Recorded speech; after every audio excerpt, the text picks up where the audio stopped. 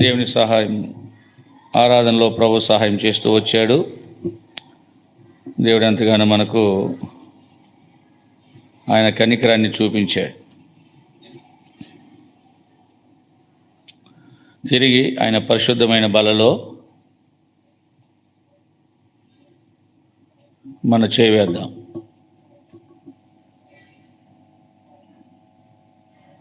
చేయవేసే ముందు దీని యొక్క వాక్యాన్ని మనం ధ్యానం చేస్తాము.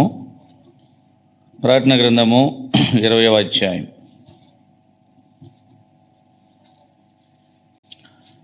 5వ వచనం, 15వ వచనం. ప్రకటన రెవల్యూషన్ చాప్టర్ 20:15. ప్రకటన 20:15. ఎవని పేరైనను జీవగ్రంథమందు రాయబడినట్టు కనబడని ఎడల వాడు అగ్నిగుండంలో పడవేయబడెను. దేవుని సహాయార్థమై మరోసారి ప్రార్థనలో ప్రవేశం మనం చూద్దాం.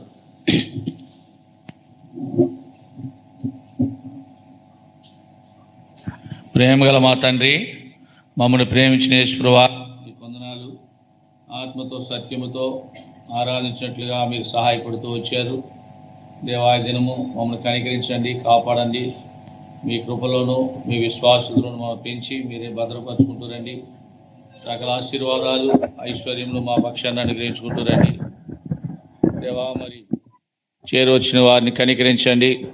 తిరిగి బలవర్తమానము కొరకై నీ దాసుడు నిలబడుతుండగా నీ వాక్కును వినిపింపచేయండి. నేను కాదు మాట్లాడే తండ్రి, మీరే మాట్లాడండి. వినే చెవులు, గ్రహించగల హృదయం నీ ప్రజలకు అనుగ్రహించుకుంటూ రండి. వాక్యం వినడమే కాదు, దాని ప్రకారము నడుచుకున్నట్లుగా సహాయపడుతురండి. నీ ప్రభావం ఈ స్థలంలో ఉంచండి. నీ దాసుని మీ స్వాధీనం ఉంచుకోండి, బోరుగా వాడుకోండి. చేరొచ్చిన వారందరినీ దీవించండి. ఎవరైతే నిర్లక్ష్యంగా, అయోగ్యంగా, అనాలోచనగా నీ సన్నిధి పోగొట్టుకున్నారో వారితో మాట్లాడండి. శిక్షించైన మంచి దారిలో తీసుకురండి. దేవా, నీ ప్రభావం, మీ ఆధిపత్యం, అధికారం ఈ స్థలంలో ఉంచి మీరే మహిమ పొందమని, నీ దాసుని సిలువ చెంత మరుగు చేసుకోమని యేసు నామములో వేడుకుంటున్నాం తండ్రి, ఆమేన్.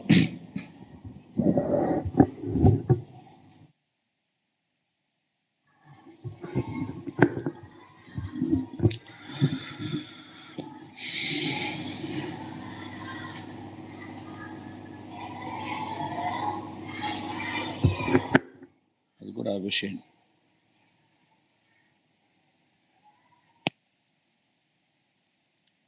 పవర్ పోయినప్పుడు సద్వినియోగం చేసుకోవాలి, మళ్ళీ మైక్ లాగదు.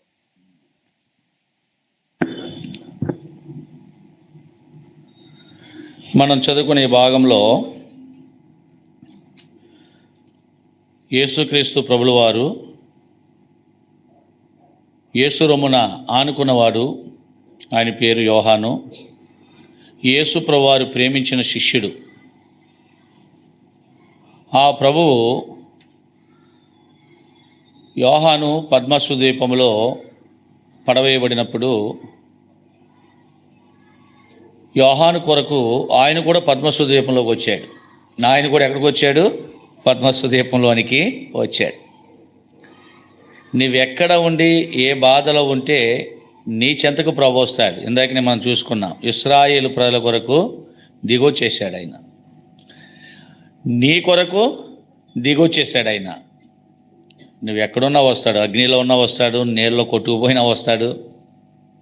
ఎక్కడున్నా తన భక్తుల పాదములు తొట్టెలకుండా ప్రభువు కాపాడేవాడుగా ఉంటాడు. కనుక అలాంటి యోహాను నిమిత్తమై పద్మసు ద్వీపంలో ప్రభు ప్రత్యక్షమైనాడు. మనిషి కుమారుడుగానే ప్రత్యక్షమయ్యాడు. అక్కడ ఉండి గ్రంథాన్ని చూపించాడు, రాయించాడు. ఆ యోహాను ఏదైతే చూచాడో అదే రాసుకుంటూ వచ్చాడు. సత్యము, ఇది రాసినది సత్యం.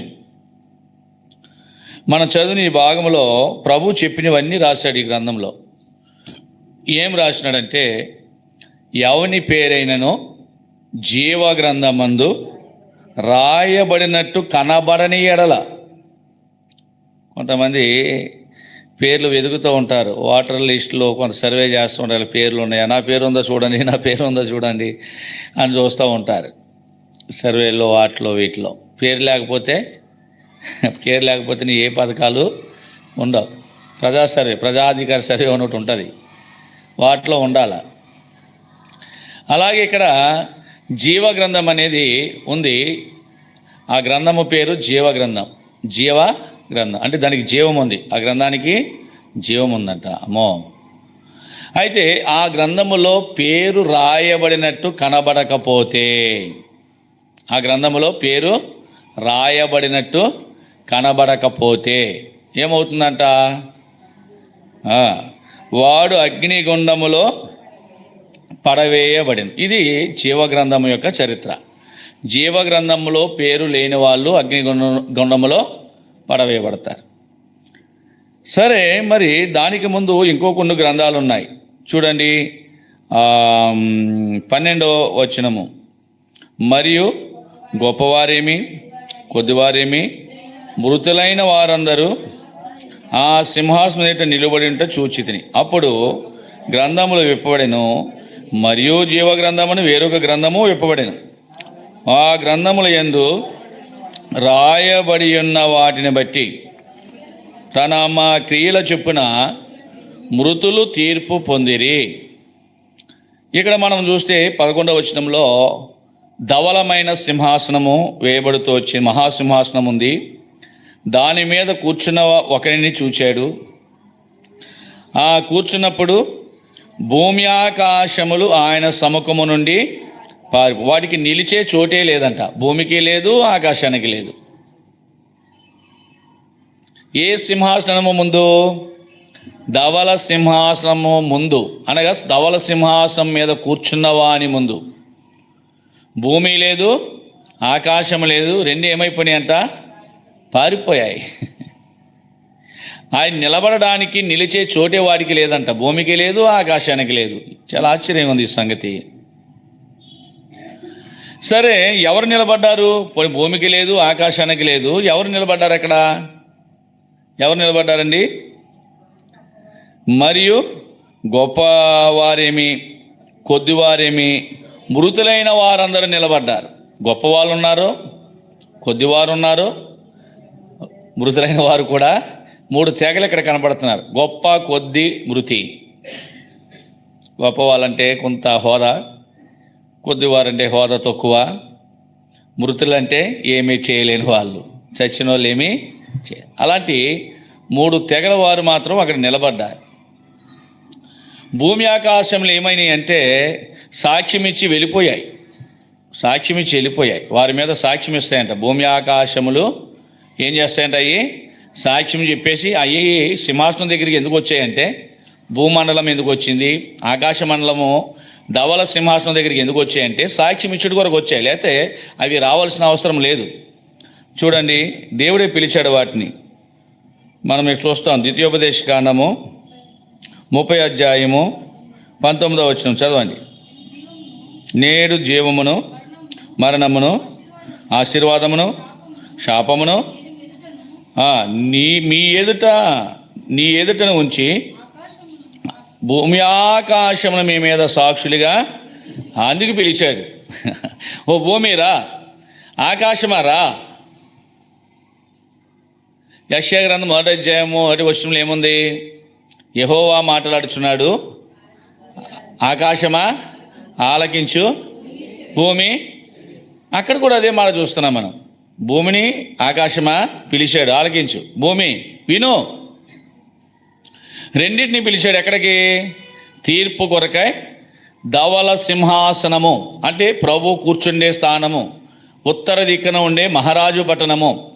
అక్కడ ప్రభువారు అంటే సృష్టికర్త అయిన దేవాది దేవుడు ఆ సింహాసనం మీద ఆసీనుడై ఉన్నప్పుడు భూమి ఆకాశాలు వస్తాయి. తర్వాత గొప్పవారు వస్తారు, కొద్దివారు వస్తారు, మృతులు వస్తారు.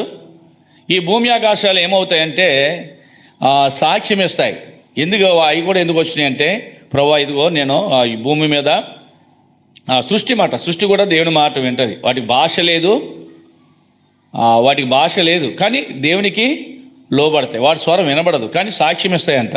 మరి ఏ విధంగా సాక్ష్యం ఇస్తాయో ప్రభా ఇదిగో చెప్తాయి. అంటే దేవుని భాషలో. అక్కడ తెలుగు లేదు, ఇంగ్లీషు లేదు, మరాఠీ లేదు, మలయాళం లేదు, ఇంకేంటి కన్నడ లేదు. భాషలు ఉన్నాయి కదా.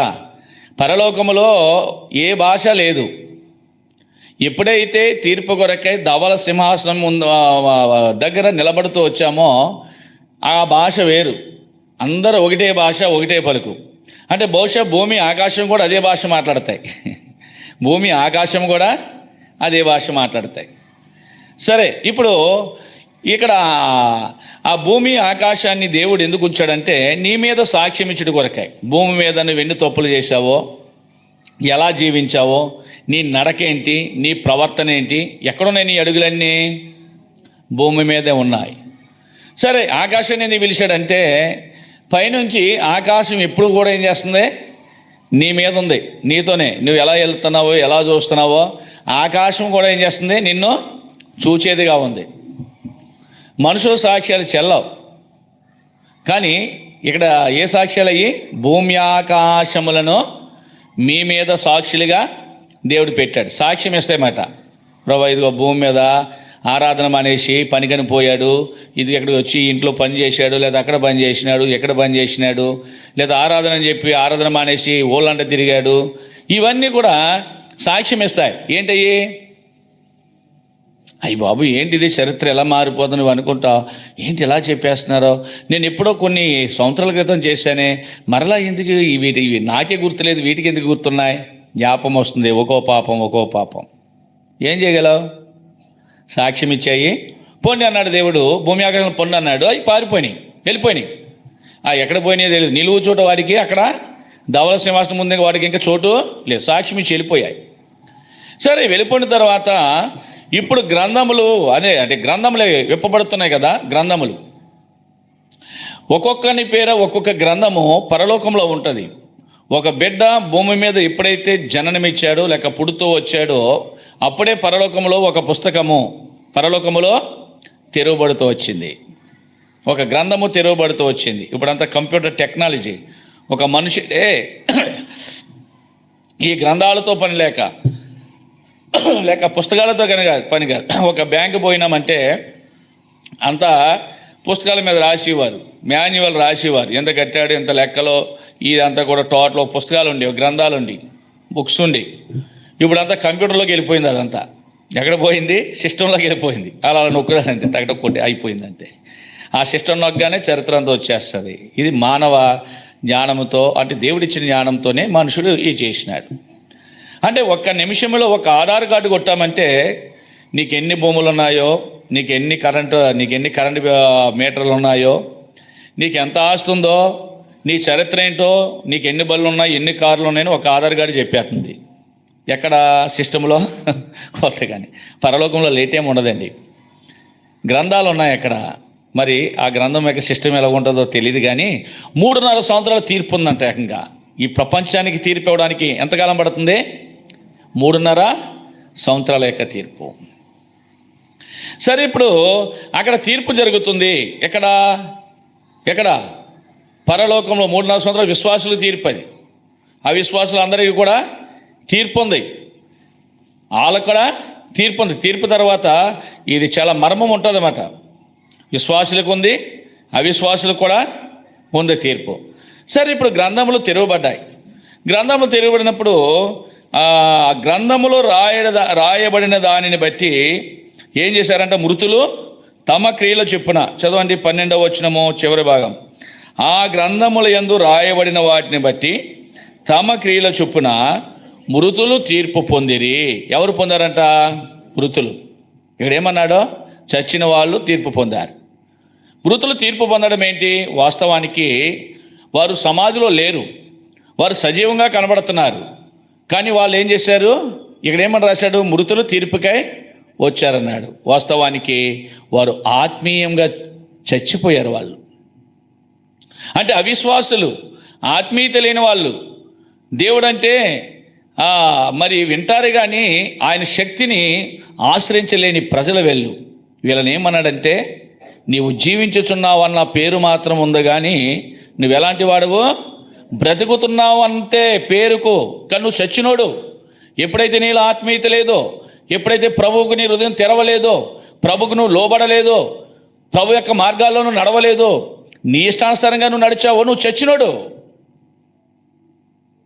వారు అవిశ్వాసులు. ఏమన్నాడు ఇక్కడ? ఇక్కడ తీర్పుకై నిలబడింది ఎవరంటే ఆత్మీయత లేని అవిశ్వాసులు. ఈ అవిశ్వాసులకు కూడా అక్కడ తీర్పు ఉంది. వారు ఆత్మీయతలో మృతులుగా ఉన్నారు, చూడడానికి సజీవులుగా ఉన్నారు కానీ ఆత్మీయతలో మృతులు. సరే, ఇక్కడ ఇంకో తెగ ఉంది, సముద్రము కూడా. చూడండి, ఇక్కడ మనం చూస్తాము, ఇక్కడ 13వ వచనం, సముద్రము తనలో ఉన్న మృతులను అప్పగించెను. సముద్రము ఎవరిలో ఉన్న మృతులను అప్పగించిందంట? తనలో ఉన్న మృతులను సముద్రం కూడా అప్పగించిందంట. అయ్యా, ఇదిగో నా సముద్రంలో టైటానిక్ వాడ మునిగిపోయింది కదా కొన్ని వందల సంవత్సరాల క్రితం. టైటానిక్ వాడ, ఈ టైటానిక్ వాడను చూడడానికి ప్రపంచ కుబిర్లేళ్ళు వాళ్ళు అయిపోయారు. ఇలాగా మలేషియా విమానము, ఇలాగ మనకు కొంచెం తెలిసినవి. ఇలా చాలామంది ఈ సముద్రంలో మునిగి చనిపోయారు. ఇదిగో సముద్రం వచ్చి, ఇదిగోనయ్యా ఇంతమంది లెక్కిస్తుందంట. సముద్రం ఏం చేస్తుంది? ఇదిగో వీడు ఇక్కడ ఆ విమానం కూలి చచ్చాడు, ఈ ఓడ పగిలి చచ్చాడు, లేదా ఏదో వేసుకొచ్చి అంటే టైటానిక్ ఓడను చూడడానికి వచ్చి ఎక్కడ చచ్చాడు అని సముద్రం కూడా మృతుల సంఖ్యను ఏం చేస్తుందంట? ప్రభు దగ్గర పెడుతుందంట. మొదటివారు ఎవరు అని చెప్పుకున్నాం మనము? మొదటివారు జీవించి ఉన్నారు కానీ, అంటే మృతులంటే ఇలా బ్రతుకుతున్నారు కానీ ఆత్మీయత లేని విశ్వాసులు. ఆత్మీయంగా మృతమైపోయారు వీళ్ళందరూ. పేరు మాత్రమే బ్రతుకున్నారని అర్థము వీళ్ళందరూ కూడా. సముద్రం కూడా తనలో ఉన్న మృతులను ఏం చేసిందంట? అప్పగించేసిందంట. దేనికోసం? అందరి కొరకై గ్రంథములు తెరువగా వారి విషయమై రాసిన రీతి, అందరి కొరకై గ్రంథములు తెరువగా వారి విషయమై రాసిన రీతి, దేవ గొర్రె పిల్ల న్యాయము తీర్చును, దేవ గొర్రె పిల్ల న్యాయము తీర్చును, న్యాయ త్రాసు ఉన్నది రారాజు చేతిలో. అంటే ఇంకో పదం ఉంటుంది, గుర్తు రాలేదంతే. సరే, ఏదేమైనా కానీ దేవుని యొక్క గొర్రెపిల్ల ప్రభు అక్కడ ఏం చేస్తాడు? న్యాయం తీర్చేవాడు. అందరి కొరకే గ్రంథంలో తెరవబడతాయి. నువ్వు పుట్టగానే నీ కోసం గ్రంథం అక్కడ రాయబడి, నీ దినచరిత్ర అంతా ఆ గ్రంథంలో రాయబడుతూ ఉంటుంది. మానవుని యొక్క అంతిమ యాత్ర లేక అంతిమ తీర్పు లేక మానవుని యొక్క ముగింపు ఎంత అంటే 7,000 సంవత్సరాలు. ఎన్ని సంవత్సరాలండి? 7,000 సంవత్సరాలు. ఎలాగది? ఆదాము నుండి అబ్రహాము వరకు 2,000 సంవత్సరాలు. జాగ్రత్తగా వినండి. ఆదాము నుండి అబ్రహాము వరకు, అంటే అబ్రహాము పుట్టుక ఎదుగుదల వరకు ఎన్ని సంవత్సరాలు అయిందంట? 2,000. ఇప్పుడు అబ్రహాము నుండి క్రీస్తు వరకు, అంటే క్రీస్తు పుట్టుక వరకు 2,000 సంవత్సరాలు. ఇప్పుడు క్రీస్తు పుట్టుక నుంచి, అంటే క్రీస్తు మొదటి రాకడ, అంటే మనుష్కుముడిగా పుట్టాడు, అది మొదటి రాకడ, ఫస్ట్ కమింగ్. రెండో కమింగ్ ఏంటంటే దేవుడిగా వస్తాడు, అది రెండవ రాకడికి రాలేదు. అంటే క్రీస్తు యొక్క రెండవ రాకడ వరకు 2,000 సంవత్సరాలు. క్రీస్తు పుట్టుక నుంచి, క్రీస్తు మొదటి రాకడ నుంచి క్రీస్తు రెండో రాకడ మధ్య ఎన్ని వేల సంవత్సరాలు? 2,000 సంవత్సరాలు. ఇంకెన్ని సంవత్సరాలు మిగిలాయి? 1000 సంవత్సరాలు మిగిలాయి. అంటే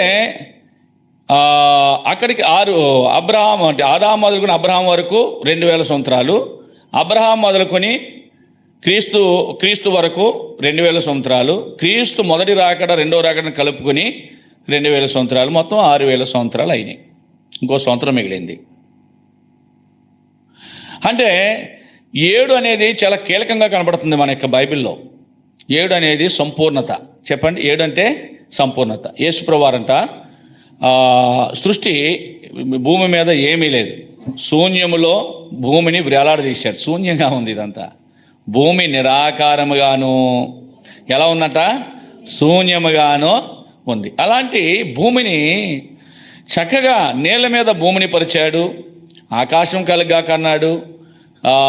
జ్యోతులు, పెద్ద జ్యోతులు, చిన్న జ్యోతులు, సూర్యుడు, చంద్రుడు, నక్షత్రాలు, ఇవన్నీ కూడా చెట్లు, పొట్లు, జీవరాశులు, జంతువులు అన్నీ కూడా ఆయన మహోత్తరమైన మాటతోనే కలుగు చేశాడు. కలుగు గాక గాక గాక గాక గాక, మ్యాజిక్ లేదు దాంట్లో. ఇది జరుగుగాక అయిపోయేదంతే. అలాగా దేవుడు సృష్టిని ఎంతకాలం కలుగు చేశాడు? ఎన్ని దినాలు? 7 దినాలు కలుగు చేసినాడు. 6 సృష్టిని ఎంతకాలం దేవుడు కలుగు చేశాడు? సృష్టిని 5 దినాలు కలుగు చేశాడు. 5 దినాల్లో ఈ సృష్టి అంతటిని కలుగు చేశాడు. 6వ దినాన ఆ సృష్టిలో మానవుని కలుగు చేశాడు, మనిషిని కలుగు చేశాడు. 6వ దినాన ఎవరిని కలుగు చేశాడు? మనిషిని కలిగి నేలమండితో నిర్మాణం చేశాడు. చాలా ఆశ్చర్యం. ఆయనలాగా మొట్టమొదటి శిల్పి మాట. నిత్యుండగు తండ్రి నీ శిల్పియో తానే నిర్మాణకుడు, నిత్యుండగు తండ్రి. ఆయన నీ శిల్పి, నీ నిర్మాణకుడు, మొట్టమొదటి శిల్పి మాట. ఆయన చెక్కాడు, నేలమడ్డితో నిర్మాణం చేశాడు. ఆ మనిషికి తన ఊపిరిచ్చాడంట. ఎవరి ఊపిరి? ఆయన ఊపిరి ఊదగా జీవించు ప్రాణి అయిపోయాడు, జీవాత్మ వెళ్ళిపోయింది. అంటే 6వ దినమున ఆ మానవుని సృజించాడు. ఆయన గాకని చెప్పలే, తన చేతితోనే సృజించాడు, తన ఊపిరినే ఇచ్చాడు, పోసాడు. ఇలా ఎన్ని రోజులైనాయి? 6 రోజులైనవి. ఎన్ని మిగిలాయి? ఇంకెన్ని మిగిలాయి? 1 దినం మిగిలింది. అది 7వ రోజు అనేది విశ్రాంతి దినముగా ప్రభు దాన్ని ఆయన విశ్రమించాడు. 7వ రోజు అంటే అది విశ్రాంతి దినము. 7వ దినం ఆయన విశ్రమించాడు. వాస్తవానికి బైబిల్ ప్రకారము మనము చరిత్ర చూస్తే ప్రభు దృష్టికి 1000 సంవత్సరములు 1 సంవత్సరమా? 1 డే, 1 రోజు, 1 దినం వలె ఉందంట. ఎన్ని సంవత్సరాలు? 1000 సంవత్సరములు 1 రోజు, 1 డే, 1 రోజు. అంటే ఇక్కడ నిజంగా మనము చూస్తే, మన యొక్క దినచరిత్రలో మనం చూస్తే 6000 సంవత్సరాలు అక్కడ మనకు కనబడుతుంది. ఎక్కడ? ఆదికాండము మొదటి అధ్యాయం. అంటే ఆయనకు 1000 సంవత్సరాలు 1 రోజు. సరే, అంటే 6 దినాలు కష్టపడ్డాడు అంటే కొంచెం చరిత్రలో చెప్తుంది. ఈ 6, 7ను బేస్ చేసుకుని 7వ దినం మాత్రం విశ్రాంతి దినముగా ఆయన విశ్రమించుకుంటూ వచ్చాడు. అయితే మానవుని యొక్క అంతిమ తీర్పు 7తో ముగిసిపోతుంది. 7తో ముగిసిపోతుంది. 7000, 7 సంవత్సరాలు. ఇంకా ముందుకు వెళ్ళే కొలదే మనం ధ్యానించుకుంటాం. సరే, 7000 సంవత్సరాలు, 7000 సంవత్సరాలు, 7 సంవత్సరాలు కాదు, 7000 సంవత్సరాలు. సరే, ఇంకా మనం ముందుకు వెళ్ళే కొలదే ఆ విషయాలు మనం ధ్యానం చేసుకుంటాం. ఇప్పుడు సముద్రము తనలో ఉన్న మృతులను ఏం చేసింది? అప్పగించింది. ఇంకేం మిగిలింది? చదవండి 13వ వచనం. పాతాళ లోకమును వాటి వశమునున్న మృతులను అప్పగించింది. ఇప్పుడు పాతాళం ఉంది. మరి పాతాళంలో ఎవరున్నారు?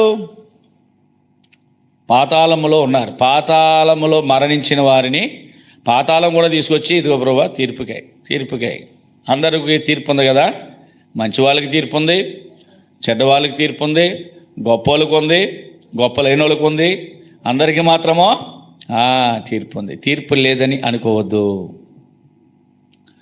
ప్రతివాడు కూడా క్రీస్తు న్యాయ పీఠము ఎదుట మనము ప్రత్యక్షం కావాలా, నిలబడాలా. అందరికీ తీర్పు ఉంది. ప్రతి విషయము అది మంచిదే కానీ చెడ్డదే కానీ తీర్పులోనికి తెస్తాడంట. అందుకే జ్ఞాని అయిన సొలొమోను యవనస్తులకు రాస్తూ ఏమన్నాడు చూడండి. ప్రసంగి గ్రంథము 12వ అధ్యాయం. ప్రసంగి గ్రంథము 12వ అధ్యాయం. ప్రసంగి 11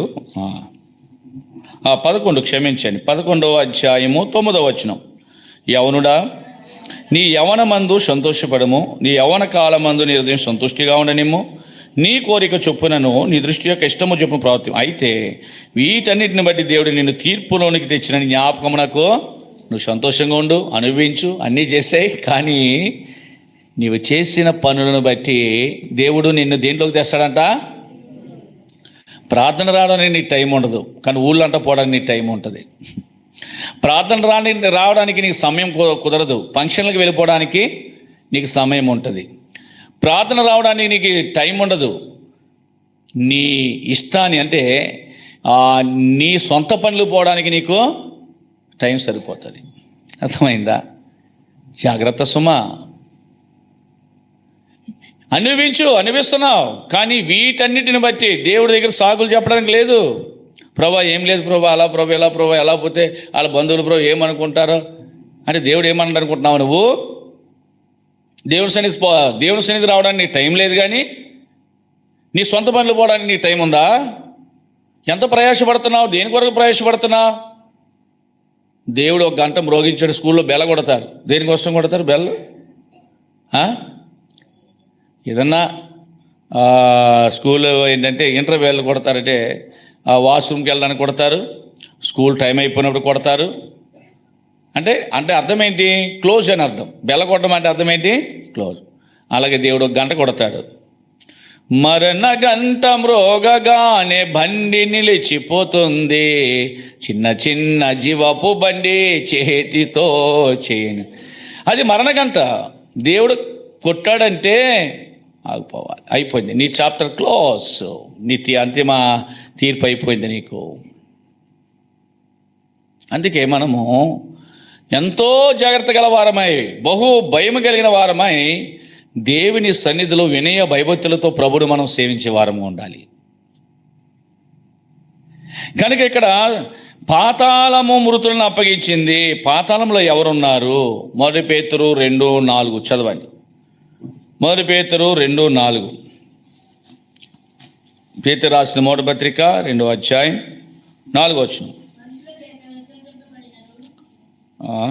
నేను తప్పు చెప్పినానా? 2వ పేతురు అనుకోండి, చూడండి. 2వ పేతురు రాసిన 2వ పత్రిక 2:4. దేవదూతలు పాపం చేసినప్పుడు దేవుడు వారిని విడిచిపెట్టగా పాతాళ లోకమందలి కటిక చేయగల బిలములోనికి తోసి తీర్పుకు కావలిలో ఉంచబడి వారిని. చూసారా ఇక్కడ ఎంత భయంకరంగా రాశాడు? పాతాళంలో ఎవరున్నారు? పాతాళంలో పాపము చేసిన దేవదూతలు ఉన్నారు. పాపం చేసిన వాళ్ళు, దేవదూతలు కూడా పాపం చేసి, దేవదూతలు కూడా ఏం చేశారు? చేయకూడని పనులు చేసినారు. అలాంటి దేవదూతలను ఎక్కడ పెట్టినాడు దేవుడు? ఇప్పుడు పాతాళ లోకమందలి కటిక చేటిలో బిలము. అమ్మో మామూలుగా కాదు అది, బిలములోని బిలం త్రోసేసి తీర్పుకై వారిని ఏం చేశాడంట?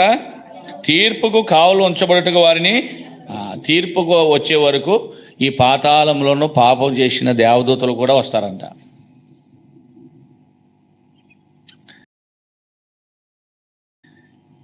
ఆత్మీయత లేని మృతులు వస్తారు, ఆత్మీయత లేని మృతులు వస్తారు. తర్వాత సముద్రము తన యొక్క దగ్గర ఉన్న వారిని అప్పగించేసింది. పాతాళం కూడా ఇదిగో ప్రభు ఎంతమంది ఉన్నారు, ఇదిగో వీళ్ళని కూడా వాళ్ళని తీసుకొచ్చి అప్పగించేసింది. వీళ్ళందరూ కూడా ఎక్కడ? ప్రభు దగ్గర నిలబడుతున్నారు. గ్రంథాలు తెరబడుతున్నాయి. వచ్చాడు పలానా రత్నరాజు వచ్చినాడు, ఆయన గ్రంథం తీసుకురండి. నువ్వు పుట్టినది మొదలుకొని భూమి మీద నిన్ను ఎన్ని హేయమైన క్రియలు చేసావో, ఎలా బ్రతికావో, అది మంచి కానీ చెడ్డ కానీ అన్నీ కూడా క్వశ్చనింగ్ అడుగుతాడు ఆయన. ఇశ్రాయేలు 12 గోత్రాల వారు 12 గోత్రాల వారికి ఇవ్వవలసిన ఆధిక్యత ఎవరికి ఇచ్చాడు దేవుడు? తన శిష్యులకు ఇచ్చాడు. 12 సింహాసనాల మీద వారు కూర్చుని ఏం చేస్తాడంట?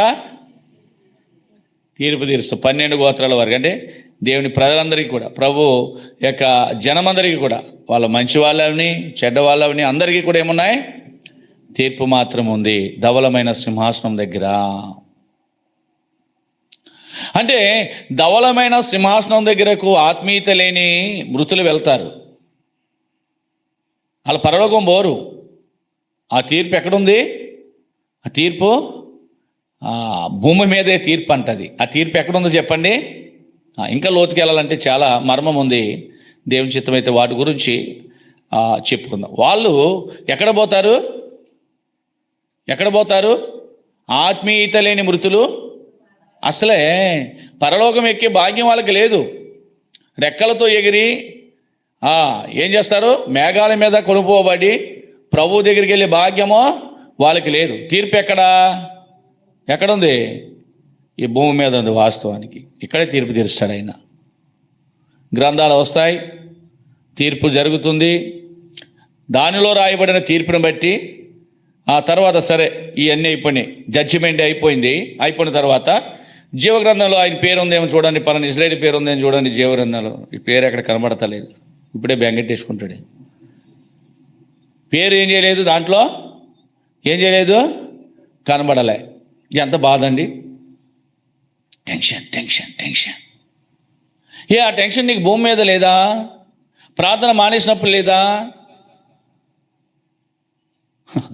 వణుకొస్తుంది, భయపడతా. లేదు, జీవగ్రంథంలో పేరు లేదు కనుక వీడిని తీసిపోయి ఎక్కడ పడేయండి? ఇజ్రాయేల్ కాదు, పేరు లేని వాళ్ళు అందరినీ పడేస్తాడు. ఇక్కడ నన్నైనా కానీ, నేను గొప్పనని కాదు, నన్నైనా పడేస్తాడు. నా పేరు లేకపోతే ఎక్కడ ఏ దేంట్లో పేరు లేకపోతే ఏ రిజిస్టర్లో ఉండాలా? జీవగ్రంథము.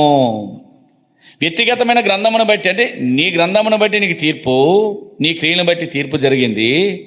ఆ తీర్పు అయిపోయిన తర్వాత జీవగ్రంథంలో నీ పేరు ఉండాలా. పాపం చేయని వాడు ఎవడో లేడు. పాపాలు క్షమించడానికి దేవుడు భూమి మీదకి వచ్చాడు. ఆయన క్షమించినప్పుడు ఆయన క్షమాహృదయాన్ని నువ్వు అర్థం చేసుకోలేకపోయావు. వేషధారిగా జీవించావు, యాక్షన్ చేశావు, ఒక విశ్వాసిగా నటించావు. ఆత్మీయత నీలో లేదు. నువ్వు బ్రతుకుతున్నావు అంతే, పేరుకి మాత్రం నీ బ్రతుకు, కానీ నువ్వు మృతుడవు, చచ్చినోడు. నువ్వు, నీలో జీవం లేదు. దేవునికి వేరయ్యావా, నువ్వు చచ్చినోడితో సమానం. జాగ్రత్త, అర్థమైందయ్యా? నువ్వు దేవునికి దూరంగా ఉన్నావా, నువ్వు చచ్చినోడితో సమానం. చచ్చినోడు నువ్వేం చేయలేవు. చచ్చింది ఏమన్నా చేస్తుందా? మహాజ్ఞాని ప్రసంగి గ్రంథంలో ఒక కుక్క ఒక సింహాన్ని జ్ఞాపకం చేశాడు. దీని గురించి ఏమన్నాడంటే, చచ్చిన సింహము కంటే బ్రతికి ఉన్నా, అది బ్రతికితేనే దాని యొక్క తడాకా చేయబడుద్ది. ఏంటది? సింహం. చస్తే ఏం చేద్దయ్యా? చస్తే దాన్ని నువ్వే దాన్ని పీకేస్తావు పట్టుకొని. అందుకే అన్నాడు, చచ్చిన సింహము కంటే, పేరుకి సింహమే కానీ చచ్చింది అది, కానీ బ్రతికిన కుక్క మేలు కదా. బ్రతికితే చాలు, నువ్వు బ్రతుకు. నీకు ఆయుష్కు దేవుడు ఏం లేకుండా చేశాడు, అంకె లేకుండా చేశాడు. మరి బ్రతకాలని ఆశ లేదు నీకు. పాట మాత్రం పాడుతూ ఉంటా, కొన్ని చూస్తూ ఉంటాను. బ్రతకాలని ఉంది, బ్రతకలేకున్నాడంట. జీవించలేకపోతున్నాడు, చూడాలని ఎప్పుడు నువ్వు బ్రతుకు. ఇప్పుడు బ్రతకమన్నాడు కదా ప్రభువే చెప్పాడు. యెహెజ్కేలు గ్రంథము 16వ అధ్యాయంలో, రక్తంలో పొరలుచున్నా నీ దగ్గరికి వచ్చి నువ్వు అసహ్యంగా ఉన్నప్పుడు, నేను ఎవరు పట్టించుకోలేనప్పుడు ఏమన్నాడో, నీ రక్తంలో నువ్వు పొరలుచున్నా కానీ నేనేమన్నాడో, బ్రతుకు అన్నాడు. దేవుడు బ్రతకమంటే ఎందుకు బ్రతుకుతలేదు? నువ్వేమంటున్నావు? నేను చస్తాను. అదే కోరుకుంటున్నావు నువ్వు. నేడు మరణమును జీవం ఏదో ఉంచాడు, కానీ నువ్వేం కోరుకుంటున్నావు? మరణమే కోరుకుంటున్నావు. దేవుడు జీవం ఇస్తానంటే నీకు మరణం కావాలని పోతుంటే దేవుడు ఏం చేస్తాడు? ఎంతకాలం నీ వెనకాల పడతాడు, ఎంతకాలం నీ వెనకాల తిరుగుతాడు సేవకుడు, ప్రార్థన రా అని ఎంతకాలం నేను బ్రతిమాలుతాడు? నువ్వు లోబడావు. నువ్వు చచ్చినోడితో, చచ్చిన దాంతో సమానం. నీకు దైవ విలువ తెలియదు, సేవకుల విలువ తెలియదు, ప్రార్థన విలువ తెలియదు. అందుకే నీ క్రియలను బట్టే, నీ పద్ధతిని బట్టే దేవుడు నీకు తీర్పిస్తాడు. తీర్పించి ఆ గ్రంథములో పేరు లేదు గనక మండుచున్న అగ్నిగుండములో పడేస్తాడంట. మండుచున్న అగ్నిగుండము, మృతుల లోకం కూడా అగ్నిగుండంలో పడవేయబడుతుంది. అది రెండవ మరణం. ఎప్పుడు ఇది? తీర్పు అయిన తర్వాత. అయితే వాస్తవానికి పరలోకంలో 3.5 సంవత్సరాల తీర్పు, 3.5 సంవత్సరాలు గొర్రెపిల్ల పెండ్లి విందు. పరలోకంలో శ్రమ ఎక్కడ ఉందండి? ఎక్కడికి వెళ్ళిపోయింది నీ మనసంతా?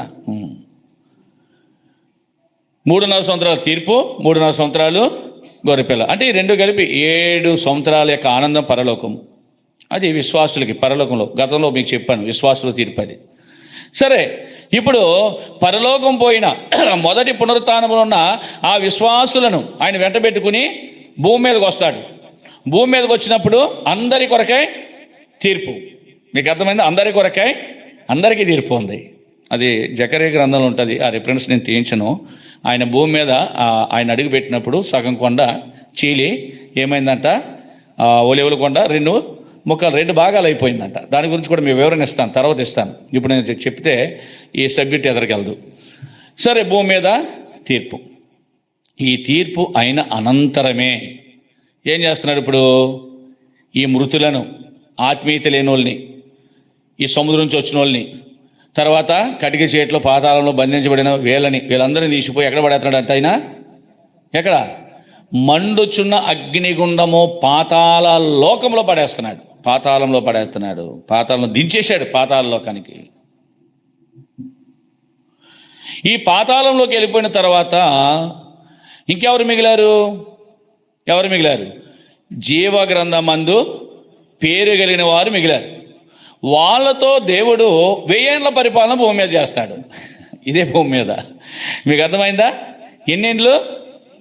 1000 ఏళ్ల పరిపాలన. ఇప్పుడు ఎంత అయింది?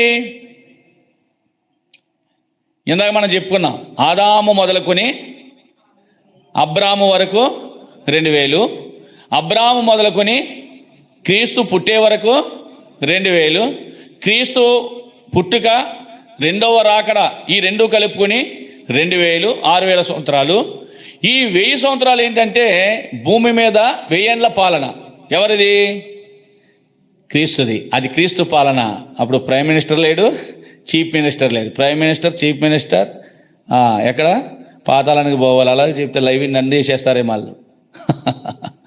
పాతాళానికి పోవాలా? ఎక్కడ పోవాలా అంటే ఒక ప్రైమ్ మినిస్టర్ అయినా, రాజు అయినా, చీఫ్ మినిస్టర్ అయినా యేసు ప్రభువుకు హృదయం ఇచ్చి జీవగ్రంథమందు పేరులో ఉంటే పాతాళానికి పోరు. అది కూడా చెప్తున్నా, పాతాళానికి పోరు. ఎంత అధికారైనా కానీ. అక్కడ ఏమన్నాడు?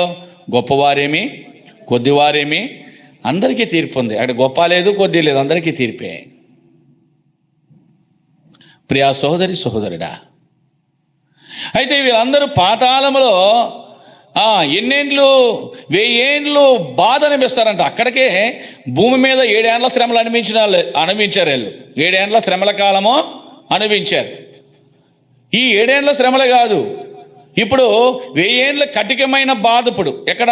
నరకములో, అగ్నిలో, ఆరని అగ్నిలో పడేస్తాడు దేవుడు వారిని. జాగ్రత్త, అందులోనే ఉన్నావా యాతన పడతావు. ధనవంతుడు ఎక్కడున్నాడు చెప్పాలా? పాతాళములో ఏం చేస్తున్నాడు అతడు? యాతన పడతాడు. యాతన పడి ఏమన్నాడు? నాకు నాలుకను చల్లార్చడానికి లాదను పంపించి కొంచెం చిటికిన వేలు, ఈ వేలుతో ఒక చొక్కేస్తే చాలు. వాస్తవానికి పాతాళంలో నాలుకలు ఉంటాయా? చెప్పరేంటండి? ఉంటాయా? కొబ్బరి బొండం మీద ఉంటుంది నాలిక. కొబ్బరికాయ ఇంటికి ఎడతారు కదా దిష్టి బొమ్మ. పాతాళంలో నాలుకలు ఉండవు. అర్థమైందా? శరీరానికే నాలుక. జాగ్రత్తగా వినండి, ఇది ఒక మర్మం ఇది. శరీరానికే నాలిక. ఈ శరీరము ధనవంతుడు ఏం చేయబడ్డాడో? చనిపోయి పాతి పెట్టబడ్డాడు, సమాధి చేసేసారు శరీరాన్ని. మరి నాలుక ఎక్కడి నుంచి వచ్చిందండి? అయితే వాస్తవానికి అతడు భూమి మీద నాలుగుతో జీవించాడు గనక, ఆ భ్రమలో ఉన్నాడు గనక ఆత్మకు నాలుకలు ఉండవు. మీకు అర్థమైంది నేను చెప్పేది? ఆత్మకు నాలుకలు ఉండవు. ఈ డమ్మి కొళ్ళు ఉండవు. ఈ డమ్మి కొళ్ళు పెట్టుకుంటుంటారు కొంతమంది. కొంతమంది డమ్మి పళ్ళు పెట్టుకుంటారు, కొంతమంది డమ్మి కాళ్ళు పెట్టుకుంటారు. ఇలాంటివి ఉండవు. ఎక్కడ చెప్పాలా? ఎక్కడ?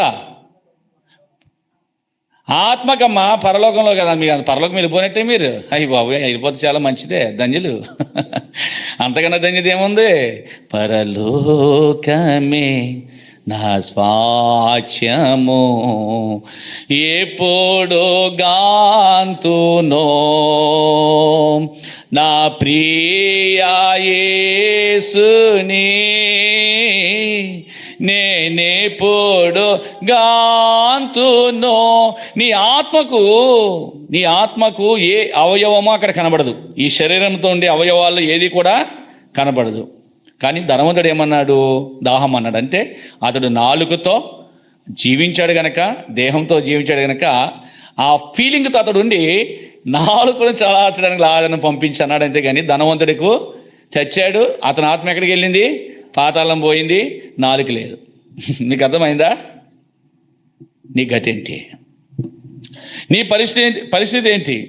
నువ్వు ఆత్మీయంగా బ్రతకాలనుకుంటున్నావా? జీవించాలనుకుంటున్నావా? దీన్ని ఏమన్నారంటే గ్రీకు భాషలో ప్రేతలు అన్నారు. ఏమన్నారు వీళ్ళు చెప్పండి? ప్రేతలు అంటే పాతాళానికి పోయేవారు ప్రేతలు అంటే చచ్చిన వాళ్ళు. వీళ్ళకి ఏముండవు? అవయవాలేవి ఉండవు. హెబ్రీ భాషలో ఏం చెప్పారంటే, కొంచెం ఇక్కడ కొటేషన్ రాశాను. హెబ్రీ భాషలో షియోలు అన్నారట. షియోలు గ్రీకు భాషలో ప్రేతలు, హిబ్రూ భాషలో షియోలు అన్నారు. ఎవరిని? ఈ ఆత్మలను అలా అన్నారు. సరే, ఏదేమైనా కానీ ధనవంతుడు ఆ భ్రమలో ఉన్నాడు కనుక పాతాళంలో నాలుకను చల్లార్చేయి అన్నాడంటే అంత వేడి అతనికి ఆత్మ అంత వేతన పడుతుంది అంతే. కానీ వాస్తవానికి అతని శరీరమో లేదు. అంటే పరదేశంలోకి వెళ్ళిన వాళ్ళకి శరీరము లేదు, పాతాళానికి వెళ్ళిన వాళ్ళకి కూడా శరీరము లేదు. సరే, వీళ్ళందరికీ తీర్పు అయిపోయింది. పాతాళం వచ్చి అతని దగ్గర ఉన్న మృతులను అప్పగించేసింది, సముద్రం అప్పగించేసింది. బ్రతుకున్న వాళ్ళు నేను బ్రతుకున్నానని పేరు మాత్రం ఉంది కానీ వాళ్ళు చచ్చిన వాళ్ళతో సమానం అంటే అవిశ్వాసులు, వాళ్ళకు అందరూ కూడా తీర్పు అయిపోయింది. తీర్పు అయిపోయిన తర్వాత వీళ్ళందరినీ దేవుడు పట్టుకుని పేర్లు కనబడలే, జీవగ్రంథం తిరగేశాడు. చూడండి, ప్రపంచంలో అన్ని లక్షల మందికి లేక కోట్ల మంది యొక్క పేర్లు అక్కడ లేవు. కోట్ల మంది పేర్లు ఉంటే కనుక చాలా టైం పడుతుందేమో ఆ గ్రంథం తిరగడానికి. అందుకే పరలోకం వెళ్ళేది ఎంతమంది? కొద్దిమందే. కనాను దేశము ఎంతమంది బయలుదేరారు? నక్షత్రాలు బయలుదేరింది ఎంతమంది? కాలబలమే. మిగతా వాళ్ళు లెక్క పెట్టలేకపోయారు. నక్షత్రాలంటే లెక్కించలేనంత మంది బయలుదేరారు. కానీ చేరింది ఎంతమంది? పూర్వీకుల్లో జనరేషన్ వదిలిపెట్టండి, ఇద్దరే. అంటే అంత తక్కువ. లెక్కించలేనంత సైన్యంలో, అంటే ఈ ప్రపంచ జనాభాలో లెక్క పెట్టలేనంత కోట్లాది మంది మనుషులలో కొద్దిమంది పేర్లు అక్కడ కనబడుతున్నాయి. మరి ఆ కొద్దిమంది పేర్లలో నీ పేరుందా? పరీక్ష చేసుకో. భూమి మీద నీ క్రియలు ఎలాగున్నాయి? దేవుడు నీకు చక్కటి అవకాశాలు ఇచ్చాడు, కృపకాలం ఇచ్చాడు. ఈ కృపకాలం దాటిపోయిందా గడ్డు కాలం వస్తుంది. అందుకే కృపకాలంలో నువ్వు ప్రభువును అంగీకరించాలని, ప్రభుకు హృదయం ఇవ్వాలని, ప్రభుతో మమేకం అవ్వాలని, ప్రభుతో సహవాసం చేయాలని యేసుక్రీస్తు ప్రభువు వారు నీ కొరకే తన స్థాయిని దిగి కిందకు వచ్చి నిన్ను రక్షించుకోవడానికి భూమి మీద ఏం చేశాడు? తన రాజ్యాన్ని స్థాపించాడు. ఆయన వాక్యను వినిపించాడు, ఆయన స్వరాన్ని మన కొరకు అందింపచేశాడు. ఆలస్యం చేస్తావు ఎందుకు? ఎలా ఉన్నాయి నీ క్రియలు? మంచిదే కానీ చెడ్డదే కానీ అంతా కూడా తీర్పులోనికి వస్తుంది. సరే, ఇప్పుడు 7వ దినం విశ్రమించుట అని మనం చెప్పుకుంటూ వచ్చినాం. నేను చెప్పేది కాదు, వాక్యం చెప్పేది ఏంటంటే, మనము మత్తయి సువార్త 5వ అధ్యాయం చూడండి. ఒక మాట మీకు చూపిస్తాను. మత్తయి సువార్త 5వ అధ్యాయము. ఇవన్నీ పరలోక మర్మాలు, జాగ్రత్తగా వినండి. మాథ్యూ గాస్పెల్ చాప్టర్ 5, మత్తయి సువార్త 5వ అధ్యాయము వచ్చినమంటే 29వ వచనం చదవండి. నీ కొడుకను నిన్ను అభ్యంతరపరచినలా దాని పెరికి నీ యొద్ద నుండి పారవేయము. నీ దేహమంతయు నరకంలో పడవేయబడకుండా నీ అవయములో ఒకటికి నశించుట నీకు ప్రయోజనకరం కదా. ఇలా చదువుకుంటూ పోతే కుడుక లేదా చెయ్యి, కాలు, దేహం అంతా కూడా అన్నాడు ఇక్కడ. అంటే నీవు నరకములో పడవేయబడట కంటే, అంటే దేహముతో ఉండి ఇంకా యాతన పడుతున్నానన్న బాధతో ఉండే కంటే వాటిని నరికేయడం మంచిదంట. వాటిని ఏం చేయాలా? నరికేయాలి. కన్నే కానీ చెయ్యే కానీ కాలే కానీ అంత ఖండితంగా చెప్పాడండి బైబిల్. ఒక సేవకుడు సువార్త చేసుకుంటూ వెళ్ళిపోతున్నాడు. సువార్త చేసుకుంటూ వెళ్తూ ఉంటే అతనికి ఆకలేసింది. ప్రక్కనే చెరుకు తోటలు ఉన్నాయి, అటువైపు ఇటువైపు. ఇప్పుడు అంటే టెక్నాలజీ ఇల్లులు అన్నీ పెరిగిపోయినాయి, కానీ ఆ పొలాలు వెంబడి వెళ్తున్నాడు. చెరుకు తోటలు ఉన్నాయి. ఈ చెరుకు తోటలు ఉంటే అతనికి ఆకలేసి ఆయన ఏం చేశాడంటే ఆ చెరుకు తోటలకు వెళ్ళాడు. అది ఆ చెరకు పేరు కూడా ఉంటుంది. ఏంటిది ఆ చెరకు పేరు ఏదంటారు? కర్రది బంగారు ఏదో తీగ ఏదో చెప్తారండి, నాకు గుర్తు రావట్లేదు. మంచి చెరుకు, అది తినడానికి బాగుంటుంది. చెరుకులో రకాలు ఉంటాయి. విత్తనాల్లో ఏంటయ్యా చెప్పయ్యా?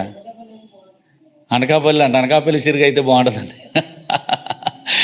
అనకాపల్లి సరే, ఒక పేరు ఉంటుంది, మంచి పేరు ఉంటుందండి చెరుకులో. ఎందుకంటే నేను కూడా షుగర్ బేట్లు చేశాను, ఆ పేరు గుర్తు రావట్లేదు. ఆ చెరుకులో రకాలు ఉంటాయి. సరే, మంచి చెరుకే, తినడానికి మంచి చెరుకే.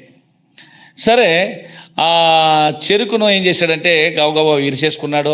తోట మధ్యలోకి వెళ్ళాడు, చక్కగా కూర్చుని నవ్వులేస్తున్నాడు. పోనీ ఇరుసుకున్నవాడు తినేసేసి గవగవ ఇరుసుకున్న కర్ర రోడ్డు మీదకి తింటా పోతే బాగుండు.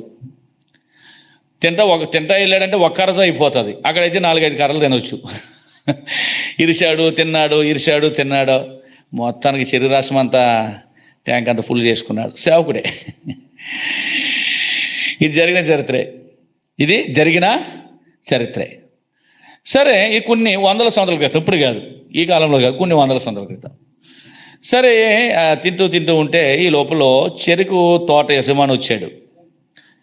తోట మధ్యలో మెదిలిపోతుంది చెరుకు తోట.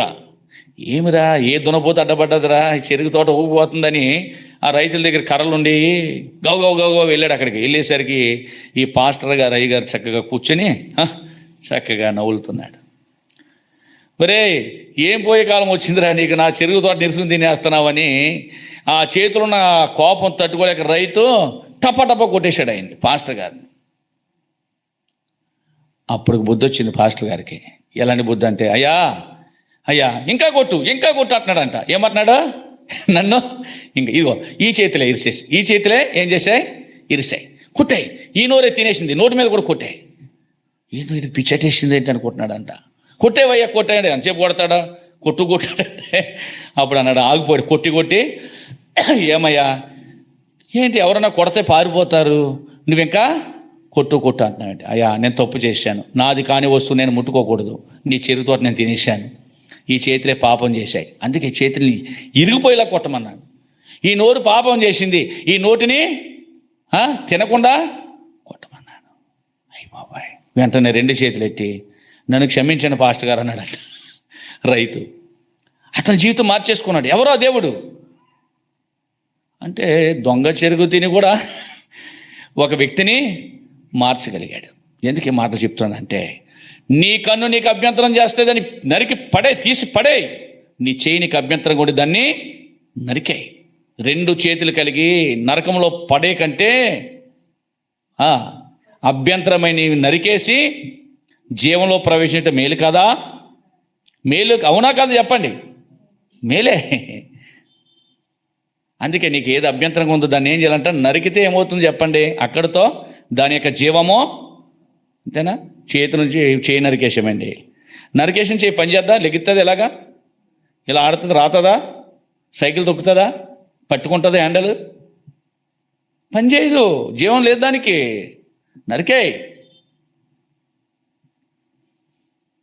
నీకేది అభ్యంతరంగా ఉందో దాన్ని నీ జీవితంలో నరుకోపోతే, మోహనం వినపడుతుందా?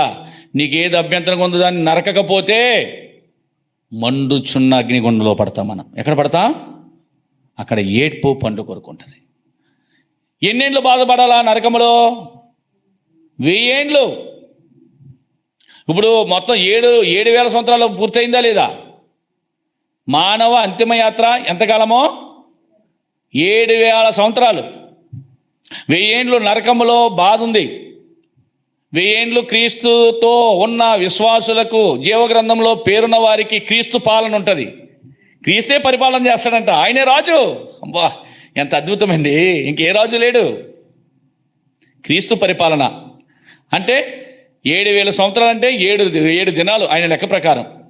ఆయన లెక్క ప్రకారము 7 రోజులు. ఆయన శాంతంగా 7వ దినమున ఆయన 6 దినాలు సృష్టిని మనిషిని కలుగజేసినట్టుగా 7వ దినం విశ్రమించినట్లుగా 7తోనే మానవ అంతిమయాత్ర ఏం చేస్తాడు? ఆయన ముగించేస్తున్నాడు. ఈ 1000 ఏండ్ల పరిపాలన తర్వాత దేవుడు ఇప్పుడు మరలా పిలుస్తున్నాడు భూమిని ఆకాశాన్ని ఈ విధంగా చేస్తున్నాడంట. చూడండి, పేతురు రాసిన మొదటి పత్రిక పేతురు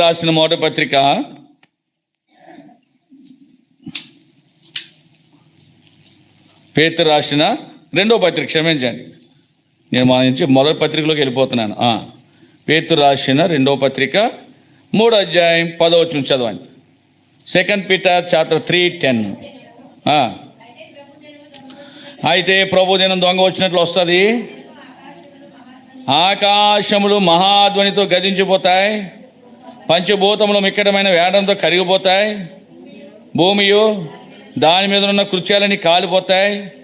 ఇవన్నిటి లయమైపోను కనుక ఆకాశం రగులుకొని లయమైపోనట్టు పంచభూతములు మహావేడంతో కరిగిపోయిన దేవుని దినపు రాకడకు కనిపెచ్చు దానిని ఆశతో అపేక్షించుచు మీరు పరిశుద్ధమైన ప్రవక్తనతోనూ భక్తితో ఎంతో జాగ్రత్త గలవారై ఏం చేయాలంట? ఎంతో జాగ్రత్త గలవారే మనం ఉండాలి. భూమి ఆకాశం ఇవన్నీ కూడా రగులు పెట్టేస్తాడు దేవుడు, కాల్చేస్తాడు. మలాకీలో మనం చూస్తాం కదా, మలాకీ గ్రంథము 4వ అధ్యాయంలో మనం చూస్తాం, కొలిమి కాలినట్లు. చదవండి ఆ మాట, మలాకీ గ్రంథం పాత నిబంధనలో చివరి పుస్తకం 4వ అధ్యాయం చదవండి. అంతసేపా? అనగా నియమింపబడిన దినం వస్తుంది, కొలిమి కాలినట్లు కాలును, గర్విష్ఠులందరూ దుర్మార్గులందరూ కొయ్య కాలువలు ఉందరు, వారిలో ఒకరికి వేరైనా చిగురైనా లేకుండా రాబో దినమున అందరినీ కాల్చివేసిన సైన్యంలో గదిపతికి యెహోవా. సరే, పంచభూతాలు ఉండవు. పంచభూతాలు ఎన్ని? 5. పంచభూతాలు ఎన్ని? పాంచ్ అంటేనే 5 కదా. ఏమేమి ఉన్నాయి దాంట్లో? భూమి, ఆకాశము, నీరు, గాలి, అగ్ని. ఈ 5 కూడా ఇక ఉండవు. నీరు ఉండదంట, అంటే సముద్రం కూడా ఉండదు. దేవుడు మొత్తం అంతా తగలబెట్టేస్తాడంట. మొత్తం అంతా 1000 ఏండ్ల పాలన తర్వాత పాతాళంలో ఉన్న వారందరినీ కూడా, అంటే పాతాళం తోసేసాడు కదా వీళ్ళందరినీ. 1000 ఏండ్లు వాళ్ళు ఏం చేయాలా? పాతాళంలో యాతన పడాలా. యాతన అయిపోయిన తర్వాత పాతాళమును, దానిలో ఉన్న వారందరినీ, భూమిని, ఆకాశాన్ని అన్నింటినీ కూడా ఏం చేస్తాడంట? ఈ ఉండకూడదు, ఈ నివసించకూడదు, మొత్తం దేవుడు తగులు పెడతాడంట. పైనుంచి అగ్ని, కింద నుంచి అగ్ని. అంటే ఈ అగ్నిలో తగులుబడకుండా దేవుడు మరల నిన్ను ఏం చేస్తాడో, బహుశా అక్కడ నుంచి మరలా ఆయన పరమణలానికి నిన్ను తీసుకుపోవచ్చు. భూమి మీద ఉన్న వారిని 1000 ఏండ్ల పాలన తర్వాత తగులబెట్టేసిన తర్వాత అప్పుడు దేవుడు మరలా క్రొత్త ఆకాశము, క్రొత్త భూమిని ఇచ్చాడు. సముద్రము లేదిక. ఆ సృష్టిలో ఏమీ లేదు, సముద్రము ఇక లేదంట. సముద్రం లేకుండా చేశాడు ఆయన. చాలా అద్భుతంగా ఉంది ఆ మాట. ఈ క్రొత్త ఆకాశము, క్రొత్త భూమిలో సముద్రం ఇక లేదు. 13వ వచనం చదవండి. 2 పేతురు 3వ అధ్యాయము 13వ వచనం. ఆయనను మనం ఆయన వాగ్దానం బట్టి క్రొత్త ఆకాశముల కొరకు క్రొత్త భూమి కనపెట్టుకొనిచున్న వాటి యందు నీతి నివసించును. ఈ క్రొత్త ఆకాశంలో, క్రొత్త భూమిలో ఇప్పుడైతే సముద్రం ఉంది, అప్పుడైతే ఏమీ లేదు, సముద్రమో లేదు. అక్కడ వరకే దేవుడు తన భక్తుడైన యోహానుకు చూపించాడు. క్రొత్త ఆకాశము, క్రొత్త భూమి, అందులో ఏముంది? నీతి ఉంది. అందులో ఏముంది? నీతి. సరే, ఇప్పుడు ఈ క్రొత్త ఆకాశాన్ని, క్రొత్త భూమిని చూచేది ఎవరంట? ఎవరు చూస్తారు? ఎవరు చూస్తారండి? పాతాళానికి వెళ్ళిన వాళ్ళు చూస్తారా? 1000 ఏండ్ల పాలనలో ఉన్న వాళ్ళు చూస్తారా? అది జీవ గ్రంథమందు పేరున్న వాళ్ళే ఆ క్రొత్త ఆకాశాన్ని, క్రొత్త భూమిని చూస్తారు. జాగ్రత్త. ఎవని పేరైనను జీవగ్రంథమందు రాయబడినట్టు కనబడని ఎడల వాడు మండుచున్న అగ్నిగుండంలో పడవేయబడిన. ఇది 2వ సెకండ్ డెత్. ఇంకా ఆ వ్యక్తి యొక్క ఆత్మ కూడా, ధనవంతుడు ఆత్మ ఉండదు. నరకానికి పోయి వాళ్ళ ఆత్మలన్నీ కాలిపోయినాయి, డిలీట్ అయిపోయాయి. ఎవరైతే దేవుని దగ్గర చేరతారో, 1000 ఏండ్ల పాలనలో ఉంటారో, జీవగ్రంథంలో వారి పేరు ఉంటుందో, వారు మాత్రమే క్రొత్త ఆకాశము, క్రొత్త భూమిలో, సముద్రము లేని భూమిలో వాళ్ళు ఉంటారు. ఆ లోకమే వేరు, ఆ ప్రపంచమే వేరు. ఇట్టి భాగ్యం నీకు కావాలంటే, ఇట్టి ధన్యత నీకు కావాలంటే పరీక్ష చేసుకో. 1 కొరింథీ 11:28 ప్రకారము. కాబట్టి ప్రతి మనుషుడు తను పరీక్ష చేసుకోవాలా. ఏమని పరీక్ష చేసుకోవాలా? నేను జీవించుచున్నానన్న పేరుంది, కానీ నేను మృతుడిగా ఉన్నానా, లేక జీవంతో నింపబడ్డానా? దేవుడు చెప్పినట్టుగా చేస్తున్నానా, దేవుడు చెప్పనట్టుగా నేను బ్రతుకుతున్నానా? నా ఇష్టాన్ని నెరవేర్చుకుంటున్నానా, దైవ చిత్తాన్ని నేను నెరవేరుస్తున్నాడు. ప్రతిదీ కూడా కంఫర్ట్ చేసుకోవాలా వాక్యం ద్వారా. నీ జీవితాన్ని కడుక్కోవాలా. వాక్యం ఎలాంటిదంటే చాకల వాణ్ణి సబ్బు వంటిదంట. సబ్బు మురికిని పోగొడుతుంది. వాక్యము నీళ్ళ వంటిది. ఏం చేస్తుంది? నీ యొక్క స్నానం చేస్తుంది. వాక్యము అంతేకాదు, ఏంటది? రెండంచులా నిన్ను నరికితుంది కూడా. జాగ్రత్త. సబ్బు స్నానం అనుకుంటావేమో, నరికేది కూడా వాక్యమే. దేని వాక్యానికి లోబడవా? పరీక్ష చేసుకోవా? ప్రభు రాకడ సమీపంగా ఉంది. పరిశుద్ధుడిగా జీవించవా? పవిత్రత కలిగి ఉండవా? ప్రతి విషయము కూడా దేవుడు తీర్పులను తెస్తాడు. నీ దినచరిత్ర అంతా కూడా నీ గ్రంథములో, నీ పేరున రాయబడిన గ్రంథములో తెరవబడుతుంది. అప్పుడు ఏం చెప్తావు?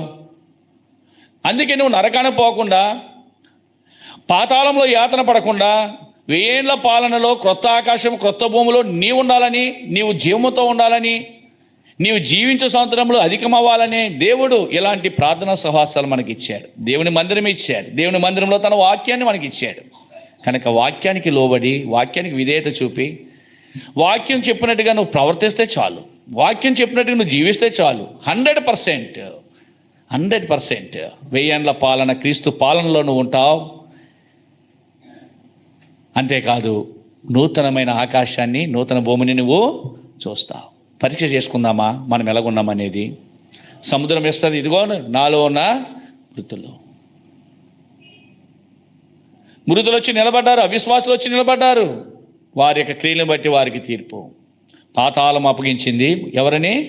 మృతులను. ఇదిగో కటిక చేతిలో పాపం చేసిన వారందరూ ఎక్కడున్నారు? ఇప్పుడు పాతాళంలో ఉన్నారు. వారిని అప్పగించింది. వీళ్ళందరినీ దేవుడు 1000 ఏళ్ల పాలన తర్వాత తగులు పెట్టేస్తాడు.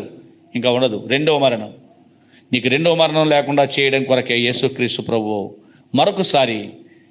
మరొకసారి ఈ జీవగ్రంథం ద్వారా మాట్లాడుతున్నాడు. ఎవని పేరైనను జీవగ్రంథమందు కనబడిన యెడల వాడేమవుతాడు? రండి చదవండి, ముగించుకుందాం. ప్రకటన గ్రంథము 20 అధ్యాయం 15 వచనం. Revelation chapter 20:15. రెవల్యూషన్ జీవగ్రంథమందు రాయబడినట్టు కనబడిన వాడు అగ్నిగుండములో పడవేయబడెను. వాడు అగ్నిగుండములో సెకండ్ డెత్ పడవేయబడతాడు, కాలిపోతాడు. అగ్నిగుండము తర్వాత దేవుడు భూమి ఆకాశం కాల్చేస్తాడు. రెండవ మరణంలో పాలు పొందుతుంది. ఎవరైతే ఆ జీవగ్రంథంలో పేరు లేను, జీవగ్రంథంలో పేరున్న వారికి రెండవ మరణం వారి మీద ఏ హాని చేయదు. కనుక నువ్వు బ్రతకాలని ఆశ ఉంటే దేవుడు బ్రతకమన్నాడు. బ్రతికి నీవు ఎవరి కొరకు జీవించాలా? నిన్ను బ్రతికించే దేవునికి కృతజ్ఞుడివై నువ్వు బ్రతకాలా. అంతేగాని నీ సొంతానికి నువ్వు బ్రతకూడదు. ఎంతకాలం అయ్యా, ఎంతకాలం అలా ఉంటావు, ఎంతకాలం అలా జీవిస్తావు? నీకు నీవే పరీక్ష చేసుకో. పరీక్ష లేకుండా ప్రోవల్లోనికి చేవేయకు. కాబట్టి ప్రతి మనుషుడు నీవు పరీక్ష చేసుకోవాలా, నేను పరీక్ష చేసుకోవాలా. ఎలా ఉన్నాను నేను? దేవుడు రాబోతున్నాడు. గ్రంథంలో తెరబడుతున్నాయి, తప్పించుకోవడానికి లేదు. సాక్ష్యం ఇస్తున్నాయి భూమి ఆకాశం. ఎక్కడ పోతావు? నీవు ఎక్కడ పోయినా పట్టబడతావు. జాగ్రత్త. ఆ 7 ఏళ్ల శ్రమలో మనుషులు మరణాన్ని వెతుకుతారు, కానీ మరణము వారి నుంచి ఏం చేస్తుందట? పారిపోతుందంట. శ్రమలో పడతావా?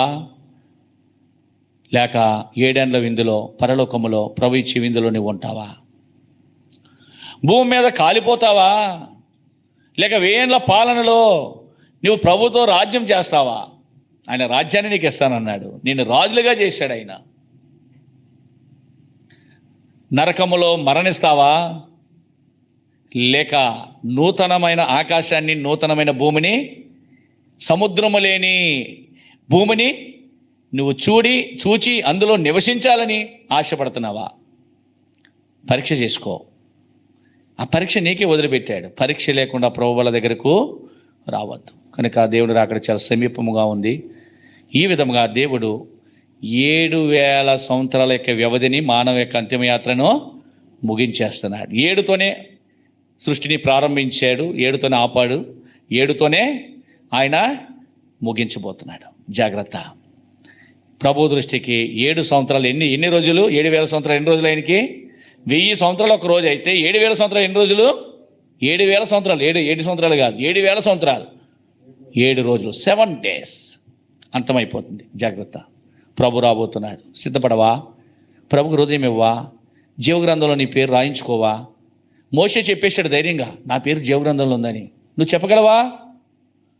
ఒక మామ అంటది చుట్ల కాల్చేస్తుంది. ఏమమ్మా అలా చుట్ల కాల్స్తున్నావు, నరకాన పోతావంటే, బాబా దేవుడు నన్ను మీకన్నా ముందు తీసుకుపోతానంటుంది. ఏంటి చుట్ల కాల్చి మామనంట? ఎక్కడ తీసుకుపోతాడంట? నాకంటే ముందు పరలోకం తీసుకుపోతాడంట. అయ్యి బాబు ఇదేంటండి అంత కన్ఫర్మ్గా చెప్తా నువ్వు? మోషే చెప్పేశాడు. చూడండి ఆ మాట చూద్దాం. మోషే గారు చెప్పాడు. 32 కీర్తన గ్రంథము 32 అధ్యాయము 32, 33 వచ్చినాలు అనుకుంటా. చదవండి, త్వరగా చదవండి. కీర్తన కాదు, నిర్గమాకాండం 32 త్వరగా. మోషే గారు కన్ఫర్మ్ చేసుకున్నాడు ఇక్కడ. 32, 33 వచ్చినాను, చదవండి. అయ్యో, నీవు వారి పాపమును ఒకవేళ పరిహరించుతావు లేనిడలా నీవు రాసిన నీ గ్రంథంలోని నా పేరు తుడిచివేని. ఇదేమండి అంటే ఇశ్రాయేలు ప్రజల వరకు ఆయన త్యాగం చేస్తున్నాడు. ఎవరు? చాలా విచిత్రంగా ఉంది కదా. అసలు ఆ గ్రంథంలో పేరు ఎక్కడమే చాలా అద్భుతం. కానీ ఈయన అంటాడు, కన్ఫర్మ్ చేసుకున్నాడు, నువ్వు గ్రంథంలో నా పేరు రాసేసుకున్నావు. దావీదు కూడా అన్నాడు, నన్ను గూర్చి గ్రంథములో నువ్వు రాసేసావు. చదువుదామా ఆ మాట కూడా. కీర్తన గ్రంథము రండి. కన్ఫర్మ్ చేసుకున్నారు వీళ్ళందరూ. కన్ఫర్మ్ అయిపోయింది. రండి.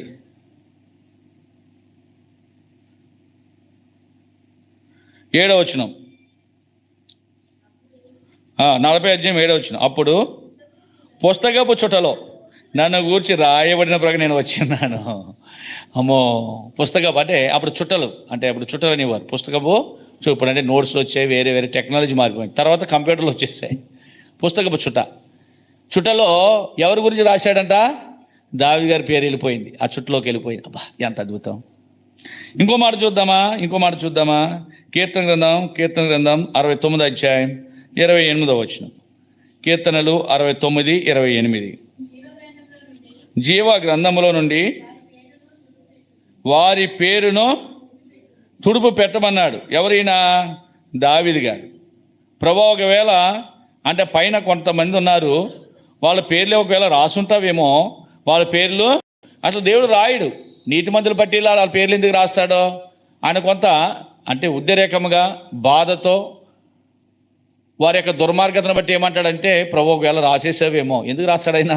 జీవగ్రంథంలో పేరు రాయడమో చాలా కష్టం. దావీదు గారి పేరు రాసేసాడు. మోషే గారి పేరు మరి నీ పేరు రాయబడ్డదా? లేదా చుట్టపీకుల మామలాగైనా నేను పరలోకం పోతా నా పేరు ఉందని చెప్తావా? భ్రమపడుతున్నావు. ధనవంతుడి వల్లే నాలుగు లేని ధనవంతుడి వల్లే నాలుగు ఉందని, నాలుగుని చలాల్చడానికి నీళ్ళు పంపు అన్నట్టుగా మాట్లాడతావా?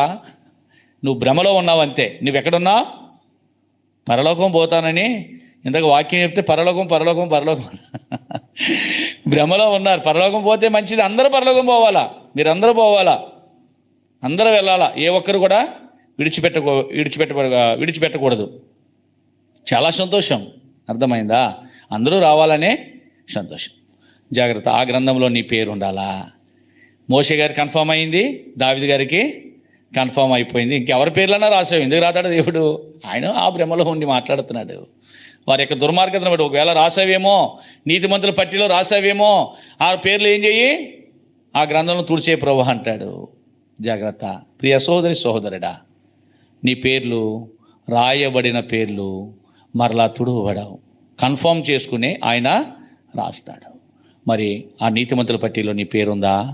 జీవగ్రంథంలో నీ పేరు కలిగి ఉంటేనే ఎక్కడుంటావు నువ్వు? క్రొత్త ఆకాశము. ఇప్పుడున్న భూమి ఉంటుందా? ఇప్పుడున్న నీ ఇల్లు ఉంటుందా? పదంతస్తుల అపార్ట్మెంట్స్ ఉంటాయా? ప్యాలెస్లు ఉంటాయా? ఏమి ఉండవండి.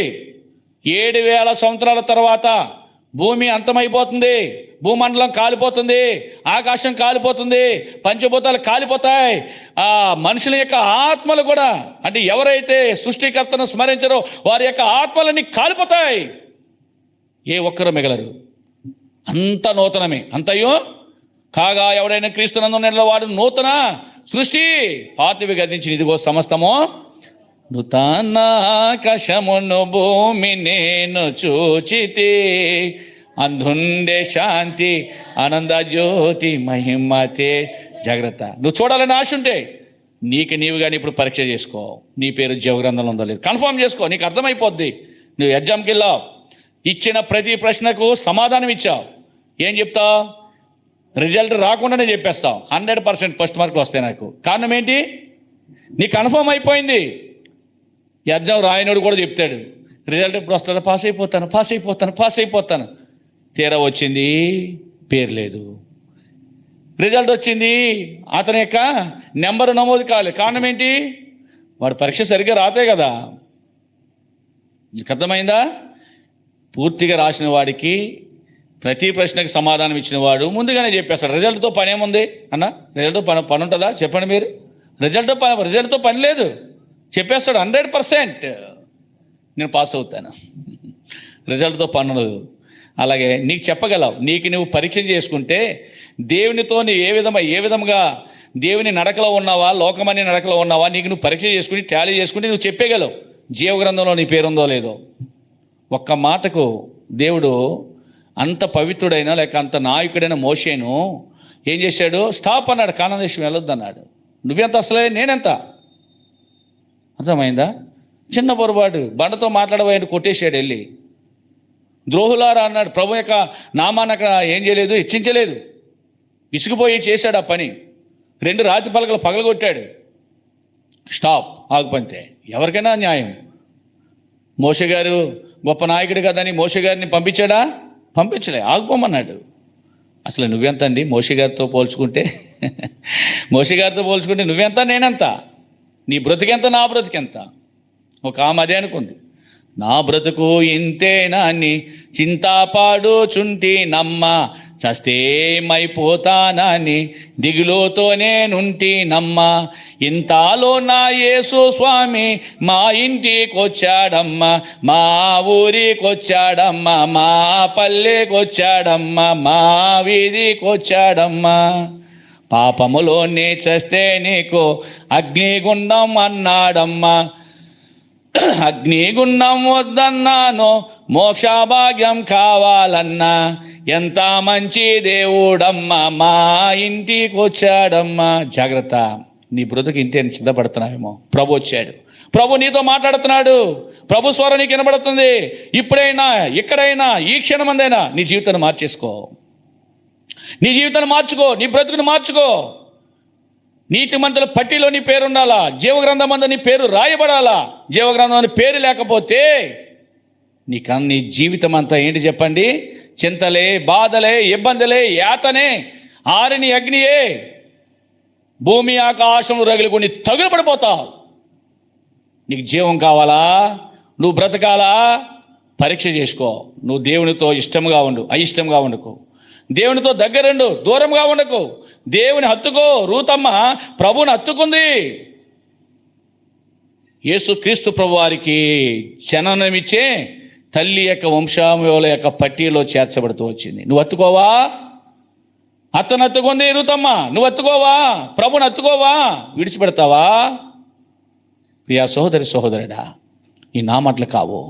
దేవుడు రాబోతున్నాడు, అప్పుడు ఏడుస్తావు, ప్రయోజనమేమీ లేదు. అది ఆ రోజు యేసయ్య ఉగ్రత రోజు, 7 ఏళ్ల శ్రమల రోజు, పాపులంతా ఆర్చే రోజున ఒక పాట కూడా ఒక చక్కని భక్తుడు రాస్తూ వచ్చాడు.